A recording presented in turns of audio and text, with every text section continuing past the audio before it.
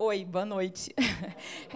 Enquanto ela lia, eu fiquei pensando que isso já revela um pouco do meu tempo de vida na Terra, né? Porque cansei de ficar ouvindo. Também sou mãe do Pedro, que é um guri de 23 anos, um cara muito legal, um amigão. Enfim, vim conversar com vocês, não vou nem fazer muita firula, não sei se vocês sabem, passei o dia das crianças no aeroporto hoje, cheguei atrasada aqui, atrapalhei um pouco a programação de vocês. Então, não vou nem assim, fazer muito, vou agradecer muito o convite, mas já vou entrar no meu tema para tentar dar tempo depois para a gente conversar. O que eu vim conversar com vocês hoje é sobre o fim da carreira no serviço público, da carreira administrativa. O fim em dois sentidos, finalidade e desmanche. Mas, para falar sobre carreira pública, a gente precisa falar sobre Estado. Então, o meu convite de reflexão com vocês aqui hoje é que a gente tente pensar, a partir do que é o Estado, por que a carreira pública, por que os servidores têm sido alvo do desmanche de que têm sido alvo há décadas. Porque essa é uma premissa importante. Muda o governo, muda a orientação política, mas o desmanche na carreira pública, especialmente no período pós-Constituição de 88, é uma constante. Então, tem que haver alguma explicação para isso. E, para mim, essa explicação está muito lá atrás, e depende da gente compreender um pouco da nossa história, ou seja, do que fez com que nós chegássemos até aqui. Porque a gente não está falando de qualquer Estado, né, gente? A gente está falando de um Estado que começou como colônia de Portugal, né, com a invasão portuguesa por aqui, com uma burocracia estatal e, portanto, já com servidores públicos, antes mesmo de ser o Estado. Antes mesmo de se reconhecer como uma nação autônoma. Não sei se até hoje se reconhece, na verdade, como nação autônoma, né? Porque, se a gente pensar na forma como nós fazemos a política de Estado, por exemplo, no meu Estado, a energia elétrica já foi cedida para uma empresa privada, né? E um Estado com uma mínima noção de soberania não cede recursos e estratégias que são vitais para o próprio funcionamento da organização pública. Mas, tirando essa parte, nós éramos colônia de Portugal e já tínhamos aqui uma estrutura burocrática de Estado.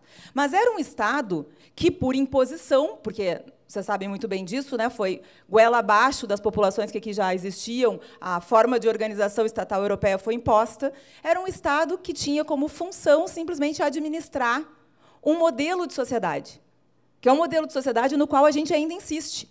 E esse, para mim, também é um ponto importante que a gente compreenda. Que modelo é esse? Que é fruto de uma escolha política. Um modelo de sociedade de trabalho obrigatório em que tudo é reduzido à condição de mercadoria. É importante a gente pensar sobre isso, inclusive para refletir por que, tão logo houve aumento de competência da Justiça do Trabalho com a Emenda 45 de 2004, quando a discussão sobre se os servidores públicos podiam ter suas ações julgadas na Justiça do Trabalho e, portanto, julgadas por uma parcela do Estado que, supostamente, se preocupa com a proteção dos direitos de quem vive do trabalho, a decisão do STF foi dizer não, servidor público não é trabalhador. A relação é administrativa e, portanto, a competência não vai para a Justiça do Trabalho. Para compreender isso, a gente tem que compreender qual é o papel que o trabalho assume numa sociedade de trabalho obrigatório. E que isso é uma opção, isso não é um dado de fato. Estou falando do fato de nós termos levado um tempão para transformar o nosso modelo de convívio social num modelo em que absolutamente tudo depende de dinheiro para ser adquirido. Tudo. Até o alimento.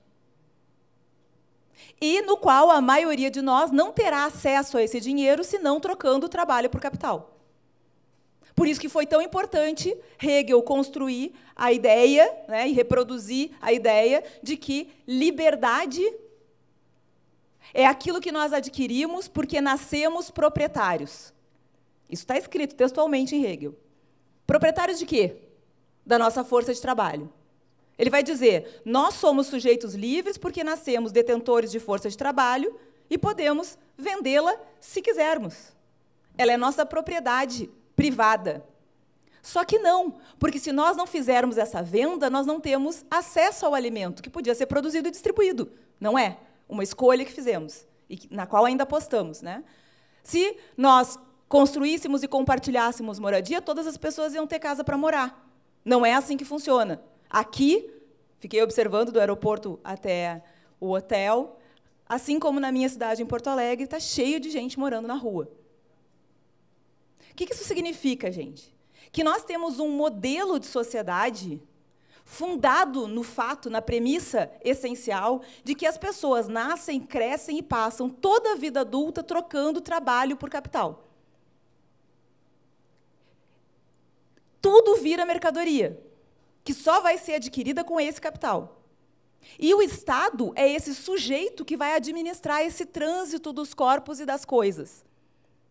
Vai administrar, inclusive, controlando, né? Não sei se vocês já pararam para pensar sobre isso, mas o próprio regime de organização familiar e, portanto, aquilo que a gente reproduz como um modelo tradicional de organização da família, é uma forma de controle do trânsito da propriedade privada.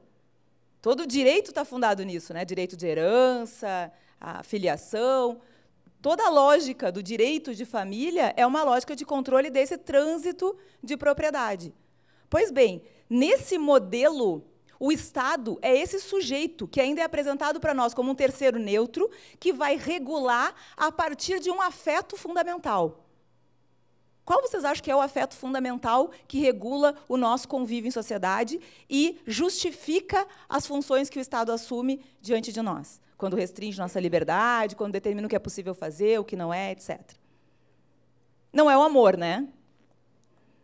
É o medo. Não é isso? Isso também não sou eu que estou dizendo. Os autores, como Locke, Hobbes, Montesquieu, que fundamentaram a ideia do que a gente hoje chama de Estado moderno, dizem também com todas as letras. É preciso que exista um poder do qual nós tenhamos temor, porque senão vai ser a guerra de todos contra todos. O que eles não disseram é que esse medo não é um medo que parte efetivamente desse mito de fundação da modernidade, que é essa ideia criada de que, se não houvesse um Estado, todo mundo ia guerrear com todo mundo. O medo que determina a nossa conformação a esse modelo de convívio social é o medo de não ter emprego. É o medo de não ter alimento no dia seguinte. É o medo de não ter casa para morar. Percebem a questão aqui? A gente cria um mito que nos coloca numa posição de medo diante desse Estado, cuja função, estava dizendo a vocês, inicial é simplesmente administrar tudo isso com uma neutralidade que a gente sabe que não existe, mas, na realidade, cria uma forma de convívio social em que nós estamos o tempo todo apavorados com a possibilidade concreta de não ter acesso a bens indispensáveis à sobrevivência, porque a gente resolveu que tudo é mercadoria e que, sem dinheiro, a gente não consegue fazer absolutamente nada. Lá pelas tantas, esse discurso do Estado se modifica. E é aí que o serviço público ganha uma nova função. Se a gente pensar em termos de Europa, isso vai acontecer ao longo do século XX. Em alguns países, no início do século XX. Em outros, em meados do século XX, depois da Segunda Guerra. No Brasil, quando esse outro discurso, que é o discurso do Estado social, vai chegar? Nunca? Mas como discurso, como realidade, eu concordo com vocês, nunca chegou. Para a maioria da população brasileira, falar de Estado social é falar de alguma coisa que eles não conseguem nem entender o que é. Mas no discurso só chega para nós com a Constituição de 88.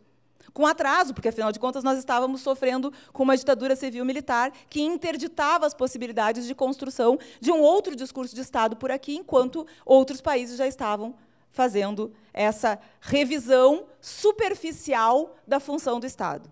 E por que eu estou pontuando isso, gente? Porque é justamente aí, na Constituição de 88, que a gente adquire, por exemplo, o direito de acesso ao serviço público pelo concurso público, que se reconhece pela primeira vez no discurso do Estado que a função do Estado é realizar direitos sociais, por isso um Estado social, e que isso será feito por servidoras e servidores públicos, que vão ter, não privilégios, direitos mínimos nesse modelo de sociedade. O direito a ter uma carreira, o direito à estabilidade, deveria ser direito de todas as pessoas que vivem do trabalho. Afinal de contas, eu acabei de dizer para vocês, nós, seres racionais, escolhemos ter um modelo de sociedade em que até o alimento tem que ser comprado. Como é possível, então, que, nesse modelo de sociedade, perder o emprego dependa simplesmente da vontade do empregador? Como até hoje acontece na iniciativa privada. Então, estabilidade não é privilégio. É o mínimo que se tem que exigir para continuar vivendo num tal modelo de sociedade que estabelece as coisas desse jeito. Mas vejam, no Brasil, isso só é reconhecido com a Constituição de 88, há muito pouco tempo atrás, e com um grande problema em termos históricos. A Constituição de 88 chega num momento em que o mundo capitalista ocidental já está vivendo o que depois nós vamos começar a chamar de neoliberalismo. Uma contra-investida liberal, que é uma espécie de retorno ao discurso de que o Estado tem que ser aquele sujeito neutro, que não provê, que simplesmente regula e que, de preferência, não atrapalha o mercado. Então, a gente tem a Constituição de 88, mas já tem a queda do Muro de Berlim em 89, já tem Consenso de Washington em 89, já tem toda aquela onda liberal na década de 90. E o que isso faz com a carreira pública? Com a ajuda do próprio Estado, começa a erosão. Se nós estivéssemos aqui falando de questão previdenciária, eu poderia dizer a vocês todas as emendas constitucionais que foram feitas para destruir o sistema de proteção, que também é o mínimo para quem já vendeu o trabalho por capital durante a vida, para que tenha uma terceira idade, uma maturidade minimamente decente. Todos os governos de 88 para cá mexeram em aposentadoria de servidor público. E também com um discurso que é completamente falacioso. Por isso que a gente tem que começar a questionar essa coisa de dizer que nós somos os seres racionais, né? Porque de racionalidade não tem nada. A gente estabelece uma sociedade de trabalho obrigatório, mas não reconhece que as pessoas têm o direito de viver com saúde, sem trocar trabalho por capital, depois de ter feito isso por 20 anos, por 25 anos, por 30 anos. Não, agora tem que trabalhar até morrer. É o que a última emenda constitucional fez, a emenda 103. Mas não é só isso. Na década de 90, a própria Justiça do Trabalho, diante de uma questão específica do Banco do Brasil, que estava contratando pessoas para limpeza e conservação sem concurso público, altera o seu entendimento jurisprudencial e cria uma súmula, que, na verdade, é uma espécie de legislação paralela do Poder Judiciário, dizendo que é possível terceirizar serviços de vigilância, porque já tinha uma lei da década de 80, limpeza e conservação, porque era algo que estava sendo feito para atender uma necessidade concreta daquele momento, né? Havia uma ação do Ministério Público do Trabalho contra o Banco do Brasil para que eles contratassem os trabalhadores e as trabalhadoras por concurso público, e a forma de resolver isso foi mudar a jurisprudência. E outras atividades meio. 93. O que começa a acontecer a partir de então? A carreira pública passa a ser destruída por dentro através da contratação de empresas terceirizadas. E nós passamos a conviver com uma realidade em que temos servidores e terceirizados no mesmo ambiente. Quando eu fiz o doutorado na USP, a gente fez um trabalho de campo em Brasília, nos 3 poderes de Estado, STF, o CNJ, o Ministério da Justiça, sobre terceirização. 2015. Praticamente metade das pessoas que trabalhavam nesses órgãos já eram terceirizadas em 2015, inclusive nos gabinetes dos ministros. Junto com isso, parcerias público-privada, contratações temporárias, ou seja, pessoas, estágio, pessoas com estatuto jurídico diferente no mesmo ambiente. Então, percebam qual é o meu ponto aqui. Quando, finalmente, dentro dessa estrutura violenta de Estado, que é o Estado capitalista, o discurso muda para dizer que esse Estado tem que se preocupar com direitos sociais e que quem vai fazer isso é o serviço público de saúde, de educação, enfim, segurança, de administração da justiça, toda essa onda já começa a destruir a carreira dos servidores e servidoras públicos, criando, inclusive, problemas graves para a resistência coletiva. Porque se nós não entendermos que esses outros sujeitos que estão com outros estatutos convivendo com a gente, os terceirizados, os estagiários, que eles precisam ser chamados para a mesma luta, nós não vamos mais conseguir ter efetividade nessa luta coletiva, porque vocês sabem melhor do que eu que cada vez mais as pessoas são contratadas desses outros modos precários, justamente para que não tenham a carreira pública respeitada, para que não tenham estabilidade. Não há como atender a função social sem um serviço público de qualidade. E o serviço público de qualidade depende de ter pessoas em número suficiente e com condição de trabalho suficiente para poder realizar esse serviço público. Bom, estou falando do desmanche da carreira a partir de outras contratações, mas a gente pode falar também de outra perspectiva.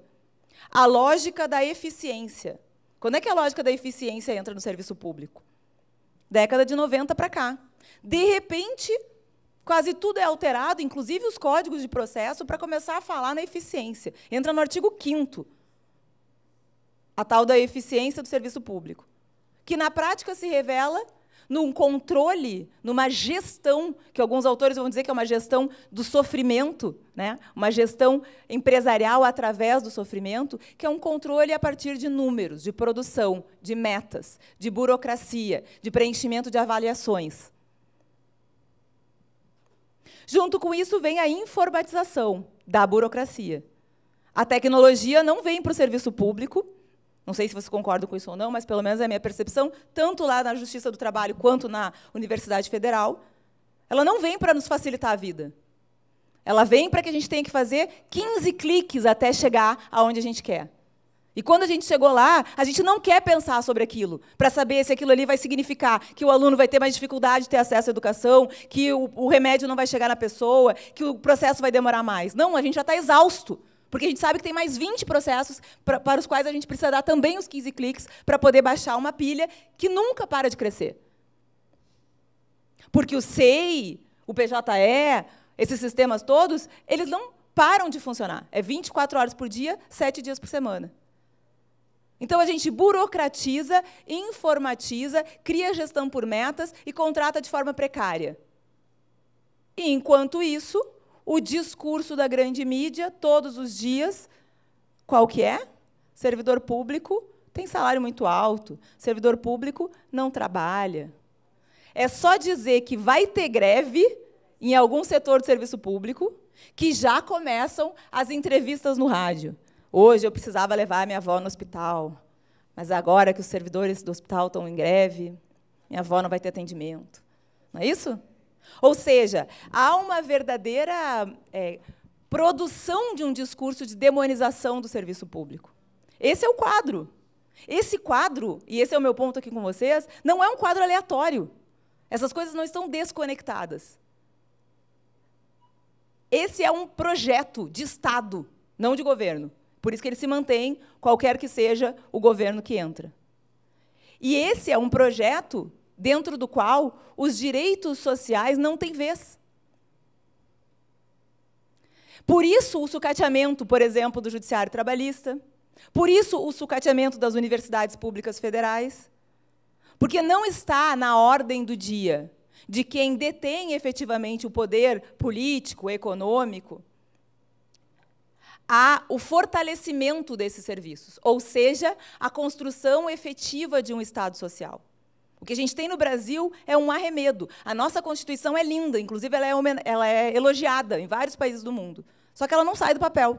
A gente não consegue fazer valer. Por quê? Porque a gente cria todas essas outras formas de asfixia que vão minando por dentro e que tem como consequência principal, pelo menos a que mais me interessa, não só a impossibilidade de prestar o serviço público de qualidade como nós desejaríamos, mas o adoecimento de servidoras e servidores. Não dá para falar em carreira pública sem falar em doença emocional, em doença mental. O Brasil já é o segundo país no mundo em registros de casos de burnout, que é a doença relacionada ao trabalho, considerada doença em decorrência de um trabalho que está gerando sofrimento. Esse é o nosso quadro. Deixa eu ver quanto tempo que já passou. Não, está bem tranquilo. Esse é o nosso quadro. Nesse quadro, esse afeto político de que eu falava para vocês antes, que é o medo, se aprofunda, não é isso? Se houve um período em que servidores públicos... Eu entrei na magistratura em 2001, pensem. Se houve um período, lá, quando eu entrei, ou quando talvez vocês tenham entrado no serviço público, em que nós tínhamos um mínimo de segurança e de qualidade para prestar o serviço, esse período já passou. Hoje estamos todos com medo, inclusive vocês, com o medo real e iminente de que a PEC 32 seja aprovada e termine com a estabilidade, inclusive dos servidores que já estão trabalhando.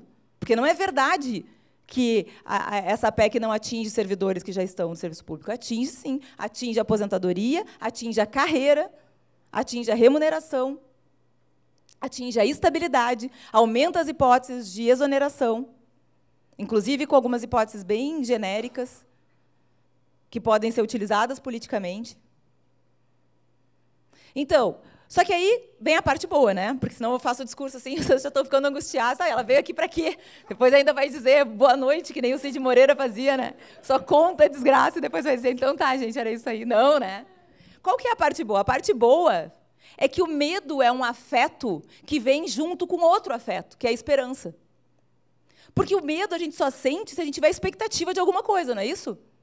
Se a gente sabe que está dado, tipo, a gente já sabe o que tem do outro lado da porta, a gente já sabe o que vai acontecer daqui a pouco, a gente não tem medo. A gente tem medo daquilo que a gente ainda não sabe o que é. A gente tem medo de que seja ruim. A esperança é a mesma coisa, é uma expectativa de algo que eu não sei. Só que é uma expectativa de que seja bom. Se é verdade que, junto com o medo, há esperança, a nossa função como servidoras e servidores públicos é pensar no que nós podemos fazer para tentar alterar essa trajetória de desmanche, que é muito clara. Não sei se vocês conseguem enxergar do mesmo jeito que eu, e gostaria até de ouvi-los depois, mas, para mim, é muito claro o processo de destruição da carreira pública, que se dá imediatamente a partir do momento em que se reconhece a função pública como importante na Constituição de 88 e que nunca parou. Nem há no horizonte possibilidade de que vá parar por iniciativa de quem nos governa. Mudar essa história, portanto, vai depender da nossa atuação. Tá, mas como que a gente atua? Com espaços como esse e de forma coletiva. Não existe nenhum outro modo de reinventar algum espaço, de resistir a alguma mudança que seja individual. E essa é uma outra questão que a gente precisa compreender bem, porque nesse modelo de sociedade que a gente vive, em que o afeto principal é o medo, nós também temos uma outra circunstância que é constitutiva de quem nós somos como sujeitos nesse modelo de sociedade, que é o tal do individualismo. Não é isso? Nós somos criados para considerarmos os outros como concorrentes, como inimigos. Desde a pré-escola a gente aprende, né, que vai ter um que vai ter a medalhinha, os outros não vão ter, que vai ter prova para saber quem é melhor do que quem, que não tem espaço para todo mundo. Talvez muitos aqui tenham ouvido dos pais, te esforça, estuda, porque você tem que ser melhor que os outros para poder ocupar um espaço numa sociedade em que não há espaço para todo mundo. Se nós não problematizarmos essa compreensão, que é quase inconsciente, de que, por exemplo, os terceirizados estão ali para tirar os nossos postos, eu não estou falando que a gente pensa isso, que a gente olha para um terceirizado e diz, que raiva que eu tenho dele, porque ele está tirando o serviço público, ele está permitindo. Não. Eu estou falando que isso é algo inconsciente. É uma ameaça, é evidente. Qualquer contratação temporária, qualquer contratação por parceria público-privada, sei lá, o que mais querem inventar. Agora tem no Poder Judiciário uma tal de residência jurídica, que é contratação temporária, sem concurso nem nada, por um período X de tempo, acho que o máximo, não me lembro se é 1 ano ou 2 anos. Isso é uma ameaça, concretamente. Qual que é o nosso grande desafio?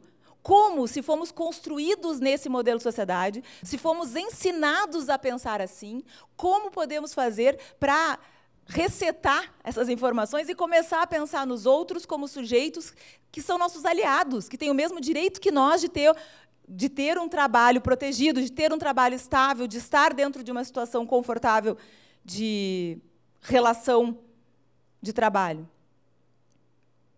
Como nós vamos conseguir chamá-los para, por exemplo, um encontro como esse? Estou falando dos terceirizados em universidades públicas, para dar um exemplo bem concreto.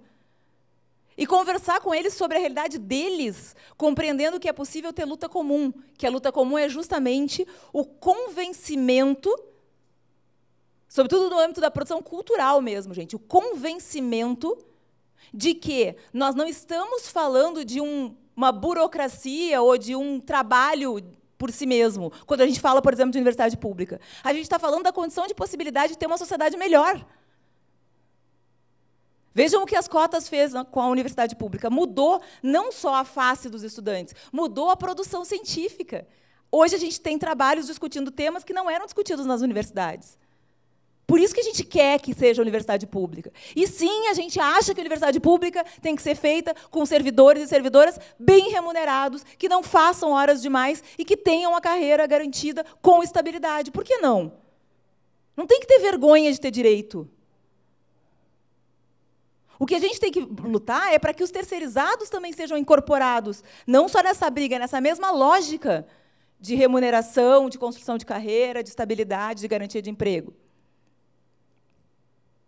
Só que a grande questão aqui é que, para isso, a gente precisa realmente compreender que tem algumas questões que são centrais para isso, contra as quais eu penso que seja urgente adotar uma posição radical. Uma delas é a lógica de metas. Não dá para aceitar.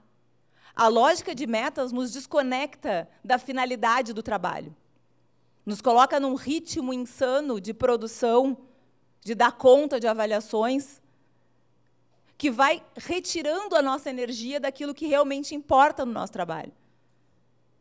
E não é a meta ruim, é qualquer meta. Percebam o que aconteceu no nosso ambiente de trabalho depois que essa lógica de gestão por metas começou a ser instaurada. É se organizar contra a terceirização. Não é a terceirização na atividade meio, o que quer que isso signifique, porque eu não encontrei até hoje uma autora ou um autor que consiga me dizer claramente o que significa esse raio de atividade meio. Eu posso dizer que atividade meio, limpeza de universidade ou de hospital? É possível uma universidade ou um hospital que não esteja limpo?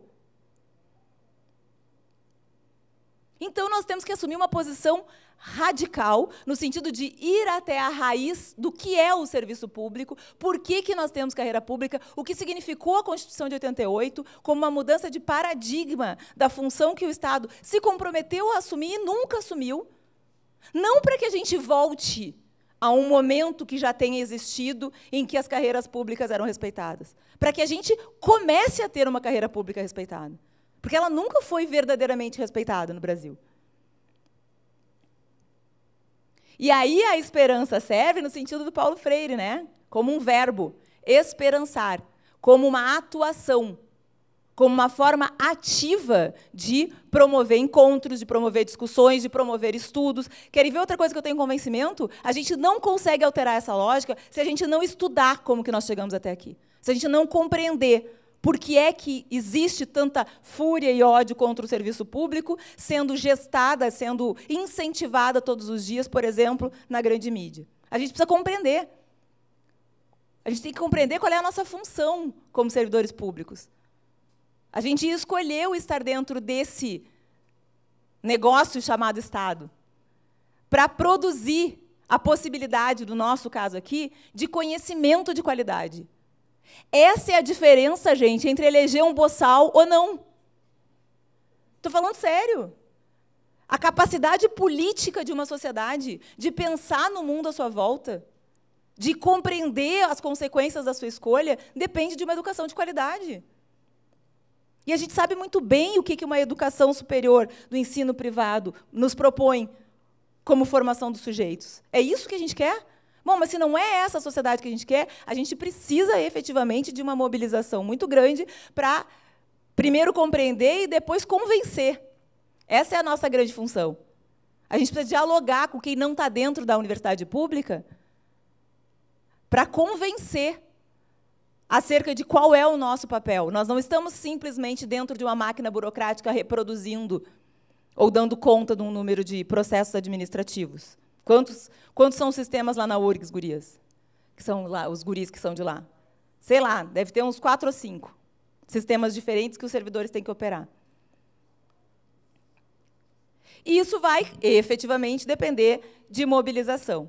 Por isso que eu estou dizendo para vocês, não é algo que a gente consiga fazer individualmente. Especialmente numa situação como essa que a gente está vivendo, de adoecimento, que também não é por acaso, porque esse caldo todo é que nos adoece.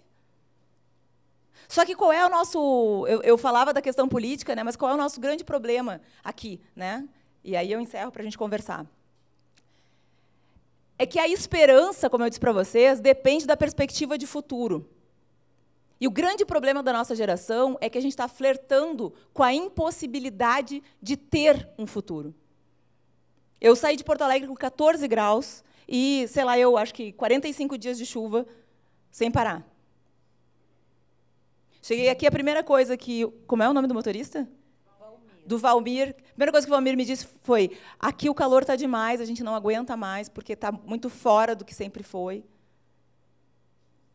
Essa é a natureza nos dizendo Chega, não dá mais. Esse modelo de sociedade não é bom para ninguém.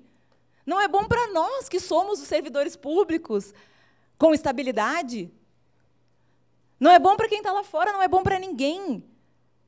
Então, o nosso grande desafio, a grande questão do nosso tempo é compreender que já passou da hora da gente começar a construir uma racionalidade diferente de convívio social que passa, porque, né, não é aquela coisa, então tá, vamos fazer revolução. Não, não é isso. A gente precisa ter fissuras nesse modelo de sociedade. A gente precisa ter espaços de discussão, por exemplo, de por que o alimento é vendido e não distribuído para todo mundo.